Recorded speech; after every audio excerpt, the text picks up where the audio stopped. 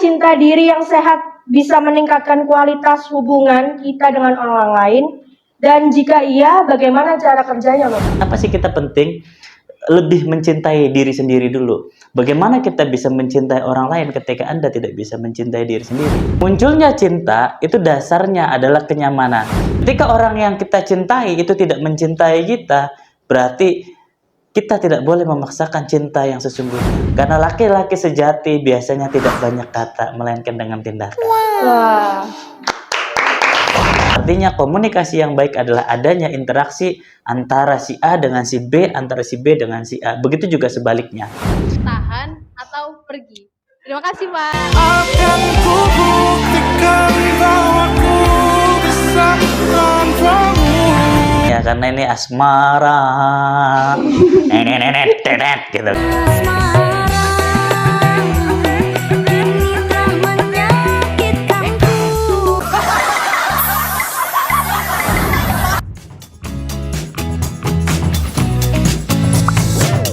Halo Grosikers, kembali lagi di Protean Podcast. Sebelumnya, perkenalkan saya Natasha Bella Minasepta, mahasiswa magang Protean yang akan menjadi host pada podcast kali ini.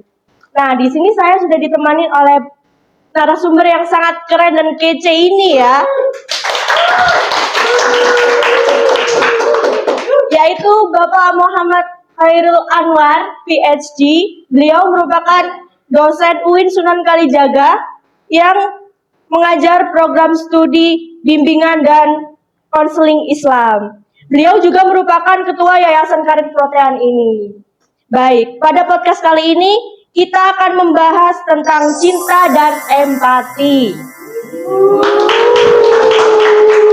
Mencintai diri sendiri dulu sebelum mencintai orang lain. Baik, Bapak. Menurut Bapak, apa yang dimaksud dengan mencintai diri sendiri dalam konteks hubungan antar manusia? Oke, halo Grow Seeker gitu ya. Ini pertama kali saya ikut podcast dengan Protean Podcast itu. Mencintai diri itu tidak hanya tentang bagaimana cinta itu sendiri, karena hubbun. Nah, artinya dalam bahasa Arab hub, mencintai. Nah, di sini bagaimana cinta itu bisa kita mencintai diri sendiri, apa saja aspeknya gitu ya. Bisa mencintai kita dengan cara bagaimana ibadah kita. Misal lagi bagaimana kita menjaga kesehatan kita. Misal lagi bagaimana sih kita menjaga pikiran-pikiran kita. Artinya secara tidak langsung mencintai diri sendiri itu bagaimana kita fokus pada psychological well-being. Bagaimana menjaga kesejahteraan psikologisnya itu secara baik. Dengan cara apa? Tadi ibadahnya bagaimana? Kesehatannya bagaimana? Lalu olahraganya seperti apa? Pikirannya bagaimana? Itu adalah bagian dari mencintai. Baik. Mengapa mencintai diri sendiri dianggap penting, Bapak? Sebelum kita bisa mencintai orang lain dengan tulus. Kenapa kita mencintai? Arti definisi dari mencintai dan dicintai dua hal yang berbeda. Ketika kita mencintai, tentu kita yang mencintai. Tapi ketika kita dicintai, berarti orang lain mencintai kita. Nah, dalam konteks ini, kenapa sih kita penting ya teman-teman? Ya, halo Grow-seeker gitu ya. Kenapa sih kita penting lebih mencintai diri sendiri dulu? Bagaimana kita bisa mencintai orang lain ketika Anda tidak bisa mencintai diri sendiri? Bagaimana Anda bisa sehat ketika Anda saja tidak sehat? Artinya apa? Ketika Anda bisa mencintai orang lain, tentu cintai diri sendiri dulu gitu. Seperti itu, Kak Manda. Banyak nih orang yang merasa kesulitan untuk menerima diri mereka apa adanya, Bapak. Betul. Apa yang membuat hal ini sulit dan bagaimana kita bisa mengatasinya? Orang tidak mencintai atau orang tidak menerima keadaan diri kita atau keadaan diri sendiri itu mungkin ada beberapa hal ya. Bisa jadi karena dia merasa overthinking, karena dia berpikir yang berlebihan. Bisa jadi mereka itu karena faktor mereka tidak pede dengan dirinya. Bisa jadi mereka juga bingung dengan dirinya atau mereka inferiority istilahnya adalah. Nah, oleh karena itu mereka tidak sayang, mereka tidak mencintai dirinya sendiri karena beberapa faktor itu. Tapi bayangkan ketika kita memiliki value-value yang positif, terus kondisi keadaan psikis yang positif, keadaan psikologis yang positif, itu membuat kita semakin bisa berkembang. Gitu. Untuk pengalaman masa lalu atau trauma yang bisa mempengaruhi cara seseorang mencintai dirinya sendiri, bagaimana itu menurut Bapak? Misalnya gini, pernahkah Mbak Manda merasa tidak sayang dengan diri Mbak Manda? Pernahkah Mbak Manda merasa, aduh kok saya seperti ini ya? Kok saya merasa tidak nyaman dengan diri sendiri? Pernahkah seperti itu? Pernah, Bapak? Kira-kira apa yang Mbak Manda lakukan ketika saat down, ketika saat tidak merasa tidak berharga di mata orang lain? Saya sih hanya kayak menyemangati diri saya sendiri. Apakah itu cukup? Tentu itu tidak cukup. Menyemangati diri sendiri itu baru bagian dari dasar agar kita bisa terus tumbuh, agar kita bisa mampu semangat. Tapi ketika semangat itu padam, maka butuh dorongan orang lain. Butuh lingkungan-lingkungan yang menyemangati kita. Misalnya seperti di Protean gitu kan. Yang saling menyemangati, yang saling support gitu. Kenapa butuh seperti itu? Ya karena tentu kita tidak bisa berdiri di atas kaki kita sendiri terkadang tanpa bantuan orang lain. Gitu. Hai. Apakah cinta diri yang sehat bisa meningkatkan kualitas hubungan kita dengan orang lain? Dan jika iya, bagaimana cara kerjanya, Bapak? Menurut Bapak? Oke. Bagaimana cara kerjanya untuk cinta diri sendiri terus bisa mencintai orang lainnya? Awalnya dari mana sih? Coba kalau kita bisa rasakan, awalnya bisa mencintai orang, terus bagaimana bisa mencintai diri sendiri atau mencintai orang lain itu dari diri sendiri.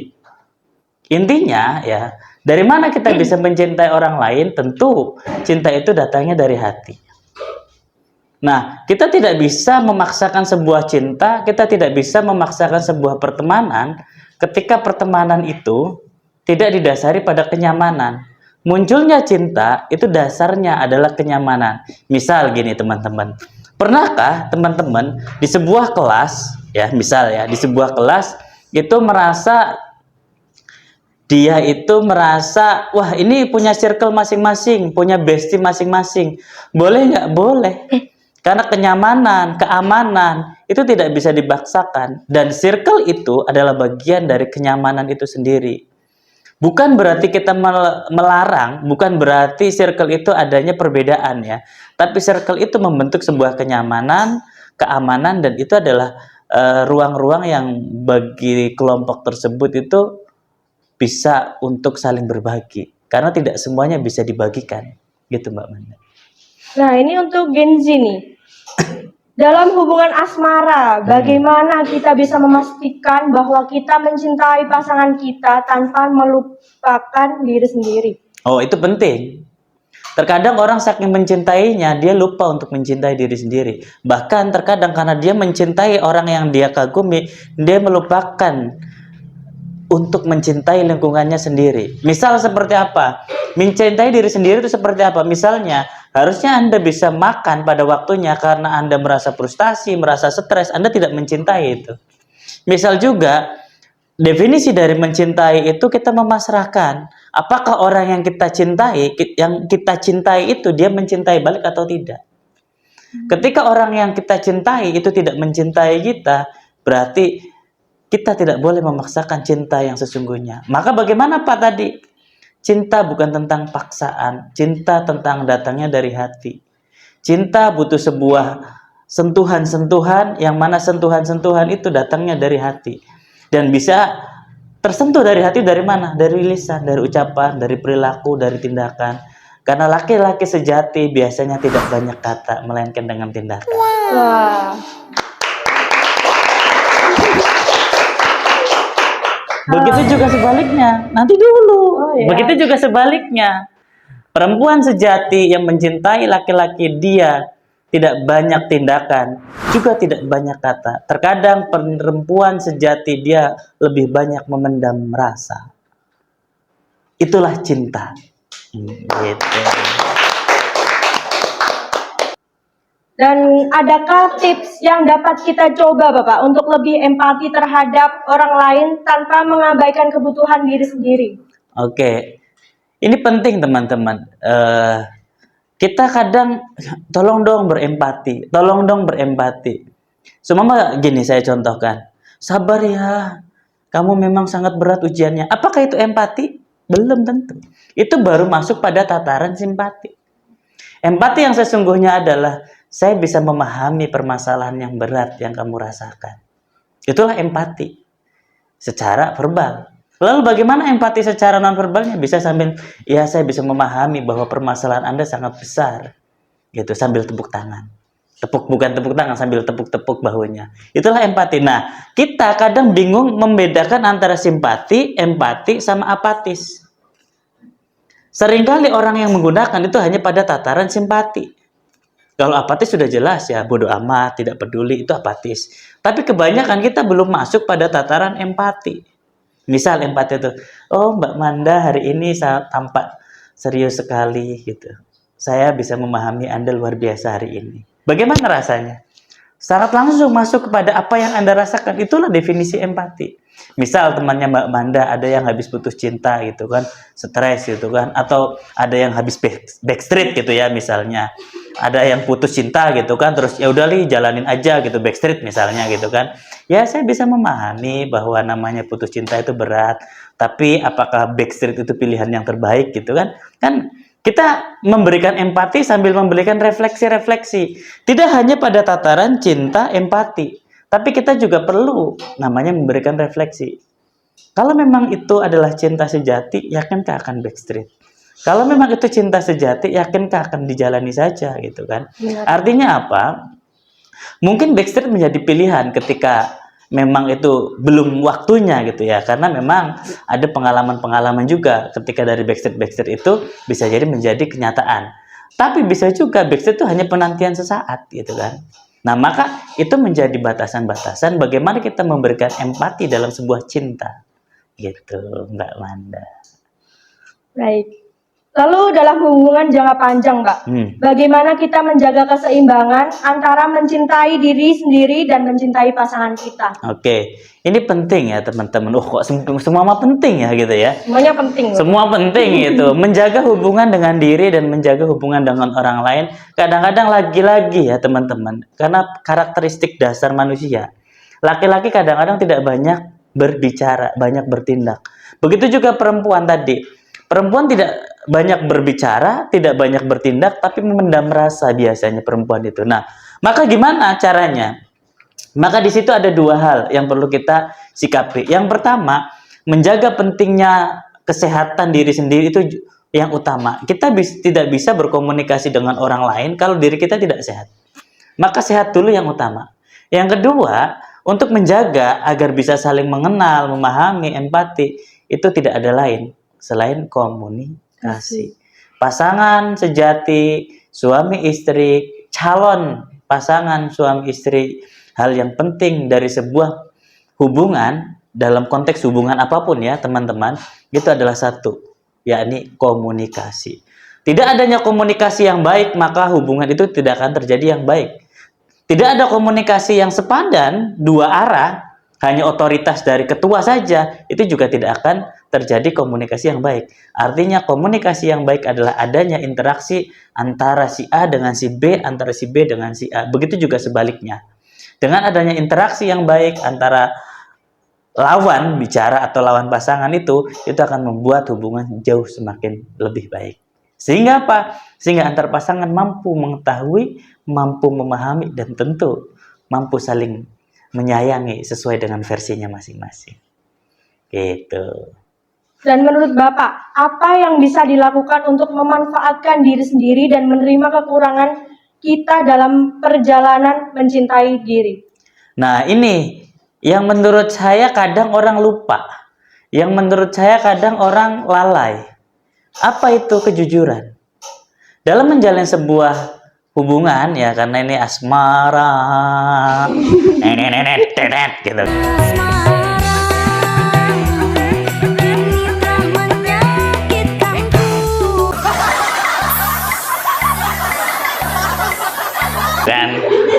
Kan asmara gitu kan, artinya apa? Ketika berbicara asmara teman-teman, kejujuran ini menjadi sebuah keharusan bahwa jujur itu menjadi hal yang utama. Ada beberapa kasus yang saya dalami gitu ya. Misal mau menikah, ternyata si calon pengantin perempuan ini sudah punya anak 2 kali. Anak yang pertama sudah bukan SD, PAUD gitu ya. Terus yang anak yang kedua dalam kandungan gitu loh. Dan si laki-laki itu menerima gitu loh. Sebenarnya kalau dia itu jujur di awal, tapi karena kebohongan-kebohongan yang dilakukan oleh perempuan ini, calon pengantin ini, maka akhirnya dibatalkan meskipun dia sudah tunangan. Itu satu kasus. Kasus yang kedua, dia sudah punya pasangan, sudah menikah dengan orang lain, gitu. Terus dia juga punya pasangan yang lain, sehingga ini juga menjalani 2 hubungan, gitu. Ini juga bahaya juga. Karena apa? Karena ketika suatu hubungan, suatu komunikasi tidak dilandasi oleh kejujuran, maka itu sangat berbahaya. Saat ini mungkin tidak akan ketahuan, tapi yakinlah, sepandai-pandainya Anda menyimpan batang, ya kan? Pasti batang itu akan tercium kapanpun. Nah, maka hal yang penting dari sebuah hubungan, dari sebuah perjalanan menjaga komunikasi dengan orang yang kita sayangi atau orang yang kita percaya adalah bagaimana menjaga kejujuran. Terkadang kejujuran itu pahit, terkadang kejujuran itu menyakitkan, tapi lebih baik menyakitkan di awal daripada menyakitkan di akhir. Gitu Kak Manda. Baik Bapak. Untuk audiens nih, pesan terakhir apa yang ingin Bapak sampaikan kepada para audiens yang telah mendengarkan tentang mencintai diri sendiri sebelum mencintai orang lain? Lagi dan lagi cinta.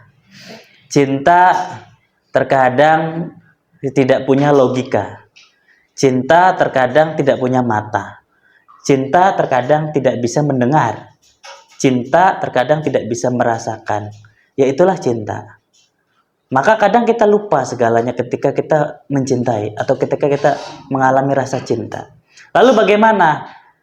Ada kalanya Anda mencintai, ada kalanya mencintai orang lain ataupun mencintai diri sendiri. Coba renungkan sesaat, apakah cinta yang sesungguhnya itu Anda betul-betul sudah merasakan cinta atau Anda hanya sekedar dalam tanda kutip sekedar senang sesaat untuk merasakan kasih sayang kepada orang tertentu.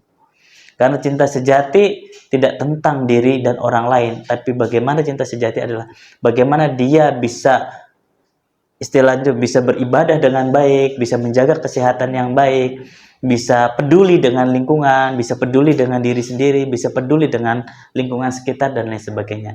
Cinta yang sejati adalah cinta yang dia utuh, tidak segitiga ataupun tidak segi empat, gitu. Artinya utuh, gitu. Seperti itu Kak Manda. Baik. Materinya seru bukan? Seru. Oke, sekarang kita berada di sesi tanya jawab. Yang ingin bertanya silakan.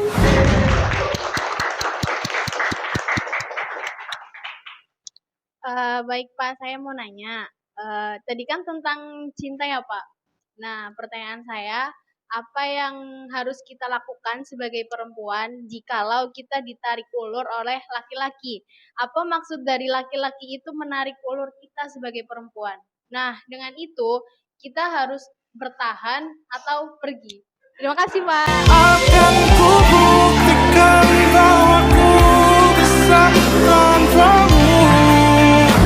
Ya, makasih banget Bapak tadi pencerahan-pencerahannya yang terkait dengan cinta gitu ya. Dan mencintai dulu diri sendiri ketimbang dulu orang lain.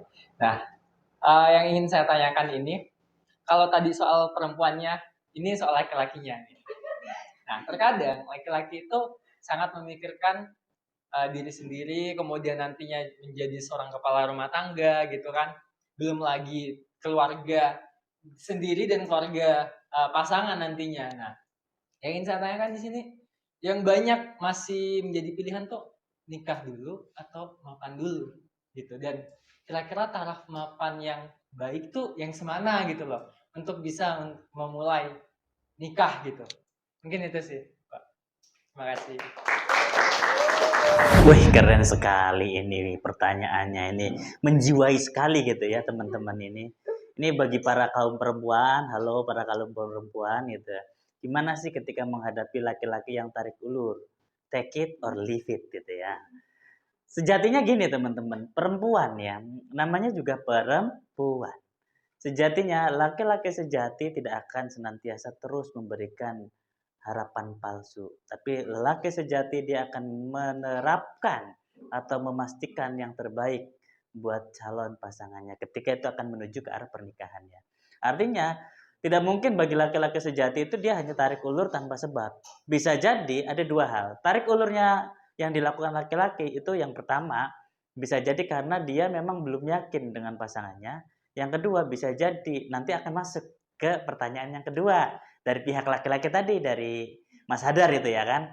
Pak, bagaimana sih Pak ketika laki-laki itu antara mapan dan menikah gitu ya, mapan dulu atau menikah dulu gitu loh. Nah ini menjawab yang tadi nyambung gitu. Kadang-kadang itu hanya jawaban friksi aja sih menurut saya. Kenapa? Buktinya adalah yang saya lakukan gitu ya. Karena apa? Kan saya menikah terlalu dini gitu ya. Ketika S2 semester 2 saya sudah menikah dan saya belum punya penghasilan, saya belum bekerja gitu, tapi saya sudah memberanikan diri menikah. Lalu bagaimana hidupnya Pak? Kita tunggu di sesi yang lain ya cerita itu. Oke gitu. Nah, lalu gimana antara menikah dan mapan dulu ya teman-teman? Itu pilihan karena tadi kembali ke poin yang pertama, pertanyaan dari para kaum perempuan ya. Itu kira-kira ketika laki-laki yang tarik ulur itu dia layak diperjuangkan atau tidak? Sejatinya gini sih teman-teman. Ketika Anda menuju sebuah pernikahan, maka yang berjuang itu bukan tentang satu orang, tapi yang berjuang adalah dua orang. Si laki-laki berjuang untuk mendekatkan diri si perempuan berjuang untuk selalu bareng-bareng untuk bersama membangun rumah tangga yang terbaik. Itu sejatinya teman-teman. Maka dua pertanyaan ini menjadi pertanyaan yang menarik dan menjadi refleksi buat kita semua. Tidak ada laki-laki sejati yang tidak memperjuangkan cintanya. Tidak ada laki-laki sejati yang dia hanya mentarik ulur seorang perempuan. Laki-laki sejati akan senantiasa berusaha memperjuangkan apa yang dicita-citakan dan apa yang diimpikannya. Itulah cinta sejati sang lelaki. Begitu juga dengan tadi, laki-laki itu boleh mapan dulu atau menikah dulu, Pak. Itu tergantung pilihan. Ada beberapa pepatah bahwa menikah membawa rezeki itu juga baik. Tapi ada juga bagi generasi Z sekarang, Gen Z sekarang itu adalah mapan yang lebih utama. Itu adalah pilihan. Anda boleh menikah dulu, boleh. Mapan dulu, boleh. Semua itu kembali ke pilihan. Yang perlu menjadi pertanyaan adalah, silakan renungkan arti dari pernikahan itu apa. Terima kasih. Oke, baik Bapak Khairul, terima kasih buat tadi itu pencerahannya benar-benar cerah sekali seperti hari ini, panas banget gitu.